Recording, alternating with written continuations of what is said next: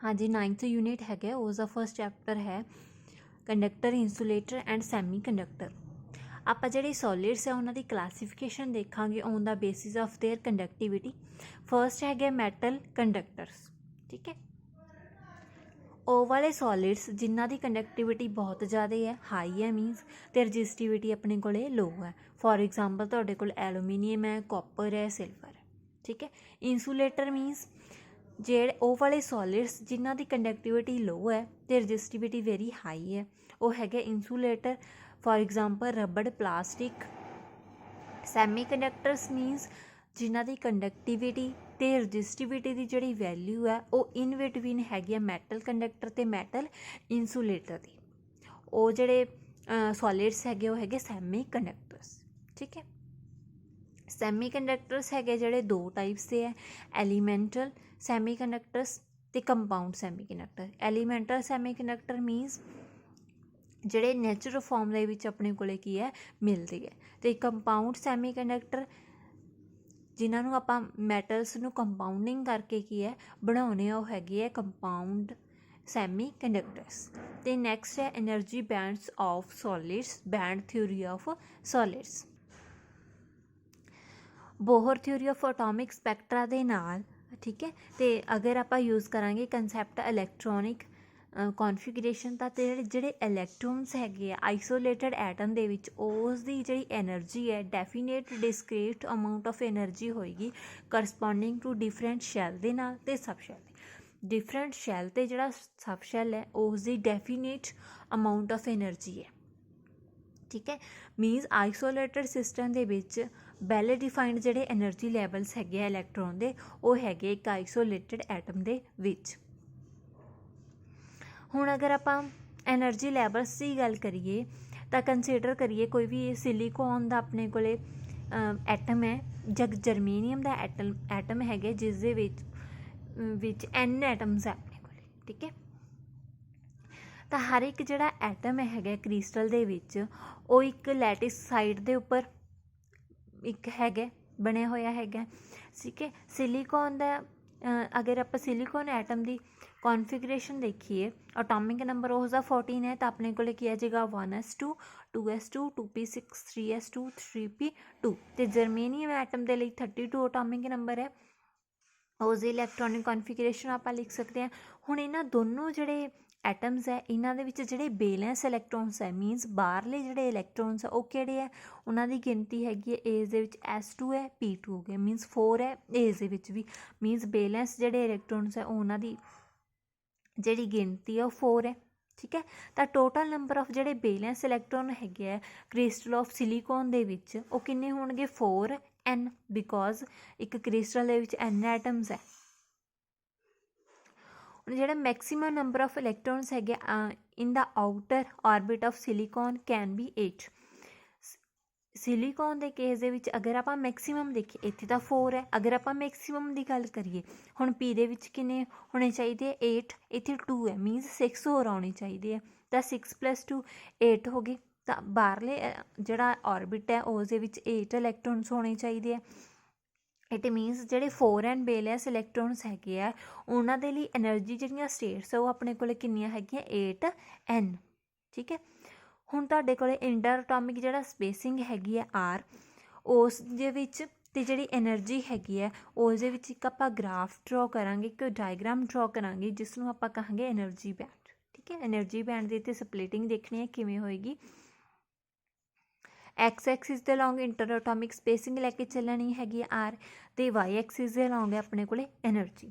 ਅਗਰ ਆਪਾਂ ਹੁਣ ਸਿਲੀਕੋਨ ਦਾ ਜਿਹੜਾ ਕ੍ਰਿਸਟਲ ਹੈ ਜਾਂ ਐਟਮ ਹੈ ਉਸ ਦੇ ਵਿੱਚ ਸਪਲਿਟਿੰਗ ਦੇਖੀਏ ਐਨਰਜੀ ਲੈਵਲਸ ਦੀ, ਤਾਂ ਆਪਾਂ ਕਿਵੇਂ ਦੇਖਾਂਗੇ ਕੁਝ ਸਟੈਪਸ ਦੇ ਨਾਲ ਇੰਟਰ ਅਟੋਮਿਕ ਜਿਹੜਾ ਸਪੇਸਿੰਗ ਹੈ ਉਸ ਦੀ ਵੈਲਿਊ ਨੂੰ ਰੱਖ ਕੇ ਚੱਲਣੇ। ਫੋਰ ਐਗਜ਼ਾਮਪਲ ਫਸਟ ਤੁਹਾਡੇ ਕੋਲ ਕੇਸ ਹੈਗਾ ਜਦੋਂ ਇੰਟਰ ਅਟੋਮਿਕ ਜਿਹੜੀ ਸਪੇਸਿੰਗ ਹੈਗੀ ਸਿਲੀਕੋਨ ਐਟਮ ਦੀ ਉਹ ਵੈਰੀ ਲਾਰਜ ਹੈ, ਮੀਨਸ ਉਸ ਦੀ ਵੈਲਿਊ ਹੈਗੀ ਹੈ d, r ਦੀ ਵੈਲਿਊ ਆਪਣੇ ਕੋਲ d ਹੈ, ਆਹ ਵਾਲਾ ਕੇਸ ਹੈ, ਠੀਕ ਹੈ। ਇੱਥੇ ਵੈਲਿਊ ਹੈ ਤਾਂ ਆਪਣੇ ਕੋਲ ਕਿਵੇਂ ਲਿਖ ਸਕਦੇ ਹਾਂ 1s2 2s2 2p6 3s2 3p2, ਇਹ ਆਪਣੇ ਕੋਲ ਐਨਰਜੀ ਬੈਂਡ ਆ ਗਏ। ਹੁਣ ਏਜ ਦੇ ਵਿੱਚ ਇਹ ਵਾਲਾ ਜਿਹੜਾ ਇੰਟਰ ਐਟੋਮਿਕ ਸਪੇਸਿੰਗ ਹੈ, ਇਸ ਦੇ ਵਿੱਚ ਕੋਈ ਵੀ ਇੰਟਰ ਐਟੋਮਿਕ ਇੰਟਰੈਕਸ਼ਨ ਨਹੀਂ ਹੈ। ਸਾਰੇ ਜਿਹੜੇ ਆਪਣੇ ਕੋਲੇ ਹੈਗੇ ਆ ਐਨਰਜੀ ਬੈਂਡਸ ਉਹ ਅਲੱਗ-ਅਲੱਗ ਹੈ, ਠੀਕ ਹੈ। ਉਹਨਾਂ ਦੀ ਡੈਫੀਨੇਟ ਅਮਾਊਂਟ ਆਫ ਐਨਰਜੀ ਹੈ। ਹਰ ਇੱਕ ਜਿਹੜਾ ਐਟਮ ਹੈ ਕ੍ਰਿਸਟਲ ਦੇ ਵਿੱਚ ਉਹ as a free atom behave ਕਰ ਰਹੀ ਹੈ। ਇਸ ਸਿਚੁਏਸ਼ਨ ਦੇ ਵਿੱਚ ਜਿਹੜੇ ਐਨ ਐਟਮਸ ਹੈ ਉਹਨਾਂ ਦੇ ਆਇਡੈਂਟੀਕਲ ਐਨਰਜੀ ਹੈਗੀ ਹੈ, ਠੀਕ ਹੈ। ਆਇਡੈਂਟੀਕਲ ਐਨਰਜੀ ਲੈਵਲਸ ਹੈਗੇ ਜਿਹੜੇ ਕੀ ਹੈ ਸ਼ਾਰਪ ਅਤੇ ਡਿਸਕ੍ਰੀਟ ਅਤੇ ਡਿਸਟਿੰਕਟ ਐਨਰਜੀ ਲੈਵਲ ਹੈਗੇ ਆ ਐਟ ਡੀ ਡਿਸਟੈਂਸ ਦੇ ਉੱਪਰ। ਸੈਕਿੰਡ ਕੇਸ ਕੀ ਹੈ, ਜਦੋਂ ਇੰਟਰ ਐਟੋਮਿਕ ਜਿਹੜੀ ਸਪੇਸਿੰਗ ਹੈਗੀ ਆ ਆਰ ਉਹ ਲੈਸ ਦੈਨ ਹੋਏਗੀ ਡੀ ਦੇ ਨਾਲੋਂ ਲੈਸ ਹੈ ਅਤੇ ਗ੍ਰੇਟਰ ਹੈਗੀ ਹੈ ਸੀ ਦੇ ਨਾਲੋਂ। ਇੱਥੇ ਆਹ ਵਾਲਾ ਵਿਚਕਾਰ ਵਾਲਾ ਡਿਸਟੈਂਸ ਇਸ ਦੇ ਵਿੱਚ ਵੀ ਆਪਾਂ ਕੀ ਦੇਖਾਂਗੇ, ਕੋਈ ਵੀ ਜਿਹੜਾ ਸਪਲਿਟਿੰਗ ਐਨਰਜੀ ਲੈਵਲ ਸੀ ਉਹ ਨਹੀਂ ਹੋ ਰਹੀ। ਥਰਡ ਕੇਸ ਹੈ ਜਦੋਂ ਇੰਟਰ ਐਟੋਮਿਕ ਸਪੇਸਿੰਗ ਹੈਗੀ ਹੈ ਜਿਹੜੀ ਆਰ ਉਹ ਇਕੁਅਲ ਟੂ ਹੈਗੀ ਹੈ ਸੀ ਦੇ, ਠੀਕ ਹੈ, ਸੀ ਦੇ ਬਿਲਕੁਲ ਇਕੁਅਲ ਹੈ। ਇਸ ਕੇਸ ਦੇ ਵਿੱਚ ਕੀ ਹੈ ਇੰਟਰੈਕਸ਼ਨ ਹੈਗੀਆਂ ਜਿਹੜੀਆਂ between outer most shell electrons ਦੀਆਂ ਉਹ ਨੇਬਰਸ ਜਿਹੜੇ ਸਿਲੀਕੋਨ ਐਟਮਸ ਆ ਉਸ ਦੇ ਨਾਲ ਕੀ ਹੈ ਹੋ ਸਕਦੀਆਂ, ਉਸ ਦੀਆਂ ਇੰਟਰੈਕਸ਼ਨ ਹੋਣਗੀਆਂ।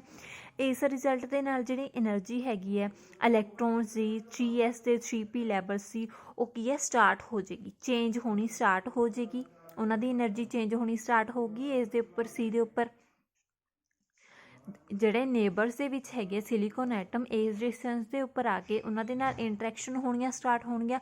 ਇੰਟਰੈਕਸ਼ਨ ਸਟਾਰਟ ਹੋਣ ਦੇ ਨਾਲ 3s ਦੇ ਜਿਹੜੇ 3p ਵਾਲੇ ਲੈਵਲਸ ਹੈ ਉਹਨਾਂ ਦੀ ਐਨਰਜੀ ਹੈਗੀ ਹੈ ਜਿਹੜੀ ਉਹ ਚੇਂਜ ਹੋਣੀ ਸਟਾਰਟ ਹੋ ਜਾਏਗੀ, ਠੀਕ ਹੈ, ਹਰ ਇੱਕ ਐਟਮ ਦੀ। ਅਤੇ ਇਸ ਦੇ ਨਾਲ ਆਪਾਂ ਕੀ ਕਹਿ ਸਕਦੇ ਹਾਂ ਜਿਹੜੀ ਐਨਰਜੀ ਲੈਵਲਸ ਆ ਉਹਨਾਂ ਦੀ ਸਪਲਿਟਿੰਗ ਹੋਏਗੀ, ਠੀਕ ਹੈ, ਉਹਨਾਂ ਦੀ ਕੀ ਹੋ ਜਾਏਗੀ ਸਪਲਿਟਿੰਗ ਹੋ ਜਾਏਗੀ only outer most, inner most ਜਿਹੜੇ ਇਨਰ ਸ਼ੈਲ ਹੈ ਉਹਨਾਂ ਦੇ ਉੱਪਰ ਕੋਈ ਇਫੈਕਟ ਨਹੀਂ ਪਾਏਗਾ। ਫੋਰਥ ਕੇਸ ਆਪਣੇ ਕੋਲੇ ਜਦੋਂ ਇੰਟਰ ਐਟੋਮਿਕ ਜਿਹੜੀ ਸਪੇਸਿੰਗ ਹੈਗੀ ਹੈ ਆਰ ਉਹ ਬਿਟਵੀਨ ਹੈਗੀ ਹੈ ਬੀ ਐਂਡ ਸੀ, ਆਹ ਵਾਲੇ ਡਿਸਟੈਂਸ, ਠੀਕ ਹੈ, ਬੀ ਐਂਡ ਸੀ ਦੇ ਬਿਲਕੁਲ ਵਿਚਕਾਰ ਹੈ। ਤਾਂ ਇੱਥੇ ਜਿਹੜੀ ਐਨਰਜੀ ਹੈਗੀ ਇਲੈਕਟ੍ਰੋਨਸ ਦੀ corresponding to 3s and 3p levels of each atom ਉਹ ਸਲਾਈਟਲੀ ਚੇਂਜ ਹੋਏਗੀ। ਇਸ ਆਹ ਵਾਲੇ ਡਿਸਟੈਂਸ ਦੇ ਵਿੱਚ ਆਪਣੇ ਕੋਲ ਐਨਰਜੀ ਕੀ ਹੈ ਸਲਾਈਟਲੀ ਚੇਂਜ ਹੋ ਰਹੀ ਹੈ। ਇਸ ਦੇ ਵਿੱਚ ਜਿਹੜੇ number of closely packed levels ਹੈਗੇ ਆ ਉਹ ਆ ਰਹੀ ਹੈ, ਠੀਕ ਹੈ। ਇਹ ਸਪਰੈਡਿੰਗ ਹੋ ਰਹੀ ਹੈ ਜਿਹੜੀ energy the corresponding to 3s ਅਤੇ 3p ਲੈਵਲਸ ਦੇ ਨਾਲ। ਉਸ ਦੇ ਨਾਲ ਜਿਹੜਾ ਐਨਰਜੀ ਗੈਪ ਹੈ ਇਸ ਦੇ ਹੁਣ ਇੱਥੇ ਜਿਹੜਾ ਆਹ ਵਾਲਾ ਡਿਫਰੈਂਸ ਇਹ ਸੀ ਐਨਰਜੀ ਗੈਪ, ਹੁਣ ਇੱਥੇ ਜਿਹੜਾ ਆਪਣੇ ਕੋਲੇ ਇਸ ਡਿਸਟੈਂਸ ਦੇ ਉੱਪਰ ਆ ਕੇ ਜਿਹੜਾ ਐਨਰਜੀ ਗੈਪ ਹੈ ਉਹ ਕੀ ਹੈ ਰਿਡਿਊਸ ਹੋ ਰਿਹਾ, ਠੀਕ ਹੈ। ਫਿਫਥ ਕੇਸ ਹੈ ਜਦੋਂ ਇੰਟਰ ਐਟੋਮਿਕ ਸਪੇਸਿੰਗ ਹੈਗੀ ਹੈ ਜਿਹੜੀ ਆਰ ਉਹ ਇਕੁਅਲ ਹੈਗੀ ਹੈ ਬੀ ਦੇ ਬਿਲਕੁਲ ਇਕੁਅਲ ਹੈ। ਆਹ ਵਾਲਾ ਕੇਸ ਬੀ ਦੇ ਬਿਲਕੁਲ ਇਕੁਅਲ ਹੈ ਬਟ ਗ੍ਰੇਟਰ ਦੈਨ ਹੈਗੀ ਹੈ ਇਹਦੇ ਨਾਲੋਂ। ਇਸ ਦੇ ਵਿੱਚ ਜਿਹੜਾ ਐਨਰਜੀ ਗੈਪ ਹੈ, ਠੀਕ ਹੈ, ਇਸ ਦੇ ਵਿੱਚ ਇਹ ਕੇਸ ਦੇ ਵਿੱਚ ਐਨਰਜੀ ਗੈਪ ਹੈ ਜਿਹੜਾ ਉਹ ਕੰਪਲੀਟਲੀ ਡਿਸਅਪੀਅਰ ਹੋ ਜਾਏਗਾ। ਫਿਰ ਆਪਣੇ ਕੋਲ ਸਿਕਸਥ ਕੇਸ ਕੀ ਬਣ ਰਿਹਾ ਜਦੋਂ ਇੰਟਰ ਐਟੋਮਿਕ ਸਪੇਸਿੰਗ ਹੈ ਜਿਹੜੀ ਬਿਲਕੁਲ ਇਕੁਅਲ ਹੈਗੀ ਹੈ ਇਹ ਵਾਲੇ ਕੇਸ ਦੇ ਵਿੱਚ ਜਦੋਂ ਇਹਦੇ ਬਿਲਕੁਲ ਇਕੁਅਲ ਹੈ ਉਸ ਦੇ ਵਿੱਚ ਆਪਣੇ ਕੋਲ ਕੀ ਆ ਜਾਏਗਾ ਐਬਸੋਲਿਊਟ ਜ਼ੀਰੋ ਦੇ ਉੱਪਰ ਜਿਹੜੇ ਫੋਰਨ ਫੀਲਡ ਐਨਰਜੀ ਲੈਵਲਸ ਹੈ ਉਹ ਸੈਪਰੇਟ ਹੋ ਜਾਣਗੇ ਅਨਫੀਲਡ ਐਨਰਜੀ ਲੈਵਲਸ ਦੇ ਨਾਲ।